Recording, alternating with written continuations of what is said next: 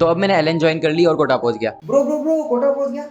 अबे थोड़ा बैकग्राउंड तो दे, पहले से शुरू करना, 10th 9th कुछ शुरू कर। ब्रो वो पार्ट 1 में, वो जाके देख ले, लिंक डिस्क्रिप्शन में। अब कोटा में वो मेरा फर्स्ट डे था जब मैंने पापा मम्मी को बाय किया और मैं प्रीटी एक्साइटेड था क्योंकि फर्स्ट टाइम मेरा लाइफ में कभी अकेला होने वाला था। और जैसे ही मैं रूम पे पहुंचा ये एक्साइटमेंट बदल गई एक सडन साइलेंस में और फर्स्ट डे के उस एक्सपीरियंस ने मेरा पूरा लाइफ चेंज कर दिया। अब जैसे ही मैं रूम पे आया मुझे पता नहीं था मैं क्या करूं, कोई बात करने के लिए नहीं था, कोई टीवी नहीं था और मेरा वो फ्रेंड आकाश, उसकी क्लास थी, मेरी क्लास अगले दिन थी, तो I was all alone in my room. तो बस फर्स्ट डे पे वहां बैठकर पापा मम्मी के जाने के बाद दीवारों को देखने के अलावा मेरे पास वहां कोई काम नहीं था। और इस वक्त क्योंकि मैं फर्स्ट टाइम घर से बाहर था मुझ पे हावी होने लगी होम सिकनेस और इस फीलिंग को मैं रोक नहीं पाया और निकाल लिया अपनी जेब से वो डब्बा फोन जिससे मैंने अपने पापा को कॉल किया ताकि ये बोल सकूं कि मुझे यहाँ नहीं रहना, वापस आ जाओ। लेकिन मेरी ये बोलने की हिम्मत ही नहीं हुई और जैसे तैसे खुद को संभाला और अगले 2-3 घंटे बस यूं ही बैठे बैठे गुजर गए। और उसी वक्त मुझे याद आया कि एलन मटेरियल के साथ मुझे मिली थी एक बेसिक मैथ्स की रेस। अब जब कुछ नहीं था करने को और दीवारों को ताड़ते हुए मैं बोर हो चुका था तो फाइनली मैंने डिसाइड किया कि चलो क्यों ना एक रेस सॉल्व की जाए। एंड बिलीव मी वो रेस सॉल्व करने जब मैं बैठा, क्योंकि वो 10th के बेसिक मैथ्स के क्वेश्चन थे,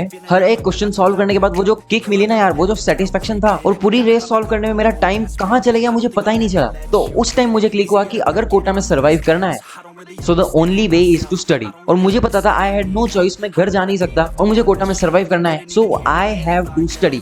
बस उस एक्सपीरियंस ने मुझे चेंज कर दिया to be what I am today. और मैंने डिसाइड किया कि अब जब कुछ नहीं हो सकता मुझे यहाँ रहना ही है, I will make the best use of my time at Kota. तो अगले दिन से मेरे भी क्लासेस शुरू हुए और सबसे पहले दिन मुझे एक एवरेज बैच TZP1 मिली थी। अब शुरुआत के कुछ दिनों में मुझे कुछ समझ नहीं आया, वहाँ पे बच्चे 6th 7th 8th से पढ़ रहे थे, वो लोग दनादन आंसर देते थे और मुझे कुछ नहीं होता था। इस वक्त मैं डिमोटिवेट हो जाता था, होपलेस हो जाता था, but I believed the process. मुझे पता था कि आज प्रेजेंटली ये लोग मुझसे स्मार्ट है बट इन फ्यूचर अगर मैं कंटिन्यू करता रहा मेरा hard work, I would definitely defeat them one day. और इसलिए मैंने एक कंसिस्टेंट रूटीन फॉलो किया, चाहे जो हो जाए मैं होमवर्क स्किप नहीं करूंगा। तो अब मैं क्लास जाता, फोकस करता, कॉन्सेप्ट सीखता, नोट्स बनाता, घर आता, नोट्स रिवाइज करता, होमवर्क करता, डाउट सॉल्व करता और अगले दिन जाके जो मुझे नहीं आया वो मेरे दोस्त से या फिर टीचर से एलन के डाउट सॉल्विंग काउंटर पे जाके पूछता और ये देखता कि मुझे ये क्यों नहीं आया और क्या नहीं आया। एंड बस this is the box and I guarantee you if you follow this आपका सिलेक्शन कोई रोक नहीं सकता। क्लास में ध्यान दो, घर आके रिवाइज करो, होमवर्क करो और अगले दिन जाके डाउट सॉल्व करो। अब for the backlog part,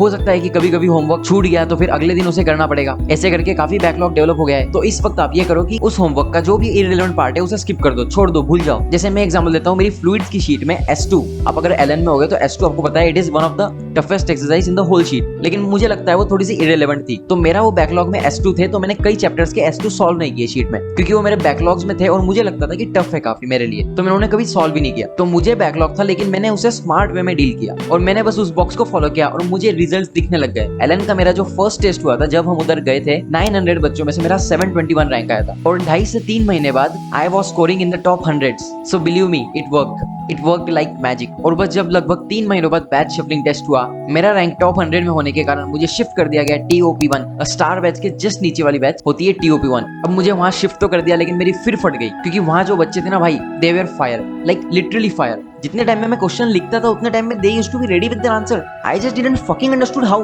but वो दो चीज थी जिसमें मैंने हमेशा ध्यान दिया, सबसे पहला था बॉक्स और सेकंड था ट्रस्ट द प्रोसेस। और बस पूरा 11th में ये करता गया और जब TOP1 में सबसे पहला बैच टेस्ट हुआ था तो अराउंड 160 बच्चों में से मेरा रैंक था 119 और यही दो गोल्डन रूल फॉलो करने के बाद 11th के एंड में उसी बैच टेस्ट में मेरा रैंक था 7 and I was in the top 50 students of Allen. Now this was the magic time और बस मेरे इस परफॉर्मेंस के चलते फाइनली मुझे मिल गई star batch. That was TMAS, S for star. I just remember कि कोई मुझसे जब उस वक्त पूछता था ना कि भैया आप स्टार में कैसे गए, तो मैं उन्हें बस ये दो बातें बताता था और वो बोलते थे भैया इतना आसान थोड़ी है। बट बिलीव मी इतना ही आसान है सच में। तो अगर आप अभी वो स्टूडेंट हो जो 11th शुरू कर रहे हो, मैंने आपको वो गोल्डन सीक्रेट बता दिया है। आपको बस वो बॉक्स फॉलो करना है और प्रोसेस पे ट्रस्ट करना है and I guarantee you will do wonders. अब आपको मैं एक इंटरेस्टिंग स्टोरी बताता हूँ जो जब मैं TZP1 बैच में था उस वक्त मेरे साथ हुई। तो काइनेमेटिक्स में वो पार्ट नहीं था, वेलोसिटी को डिफरेंशिएट कर दो, एक्सेलरेशन, वो डिफरेंशिएशन वाला वो जो पार्ट था मुझे बिल्कुल समझ नहीं आता था। मुझे पता नहीं था चेन रूल कैसे वर्क कर रहा है, डिफरेंशिएट कैसे कर रहे हैं, लाइक काफी सिंपल था लेकिन मुझे समझ में आता था। भाई अपन तो वही थे ना स्टेट बोर्ड वाले। एलन में एक डाउट काउंटर होता है जहाँ आप जा सकते हैं, डाउट पूछ सकते हो। तो वहां मैं गया डाउट काउंटर और पूछने लगा कि सर मुझे समझ में नहीं आ रहा। तो सर ने काफी समझाने की कोशिश की, लाइक एलन के वो काफी अच्छे सर थे तो उन्होंने मुझे काफी समझाने की कोशिश की, लेकिन मुझे फिर भी समझ में नहीं आ रहा था। तो इस पे सर फ्रस्ट्रेट हो गए या सर ने मुझे गॉच कर लिया, I don't know. But sir बोले देख बेटा सुन, कोटा आने पर सबका सिलेक्शन नहीं होता। कुछ बच्चे होते हैं जो कोटा आते, कोचिंग की फीस भरते, कंपटीशन में बस नंबर्स बढ़ाते, जिससे लगता है लाखों बच्चे एग्जाम दे रहे हैं। बट सबका आईआईटी में सिलेक्शन नहीं होता ना, तो जरूरी नहीं कि हर बच्चा 2 साल में ही जेई क्रैक कर ले। कुछ बच्चे 3 साल में करते हैं और कुछ बच्चे नहीं कर पाते। तो तू शायद उन बच्चों में से है जो 2 साल में नहीं कर पाते। थोड़ी मेहनत अपन और कर लेंगे, ठीक है? अब ये सुनने के बाद I was demotivated, I was hopeless and kind of I was angry. और रूम पे आते आते मैंने सोचा कि चाहे जो हो जाए इस प्रॉफ को तो जेई क्रैक करके बताऊंगा। And I just doubled upon my efforts. और खास बात ये है कि वो प्रॉफ, फिजिक्स का prof, I won't reveal his name here, but he was my favourite sir at Allen. अगर वो सर नहीं होते, अगर वो सर वो बात नहीं बोलते, तो शायद मे बी मैं ये वीडियो नहीं बना रहा होता इसमें। तो जस्ट रिमेंबर, किसी भी हाल में डिमोटिवेट मत होना। This is not the last thing, J is not the last thing. क्योंकि बस मायने ये रखता है कि आपने अपना बेस्ट दिया या नहीं। इसलिए remember the box and always believe the process. Okay, so I hope this helps. So that's it from my side and guys, see you in my next video. Just don't stop. Bye.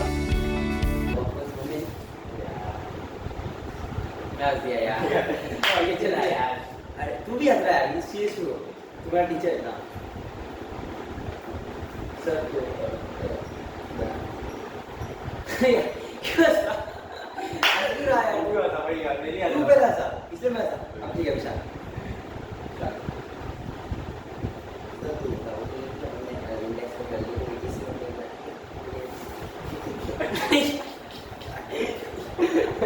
तू हंसा, पहले तू हंसा, इसमें मैं हंसा। अभी आएगी ना यार, अभी हंसा, देखो नहीं हंस रहा, एक्टिंग करने की है, मैं थोड़ी दिख रहा हंसता हुआ। तो तू हंसेगा तो मैं हंसूंगा ना यार। अब तू हंसना नहीं, टाइम हो रहा है यार, टाइम पास हो रहा है। देखो नहीं हंस रहे।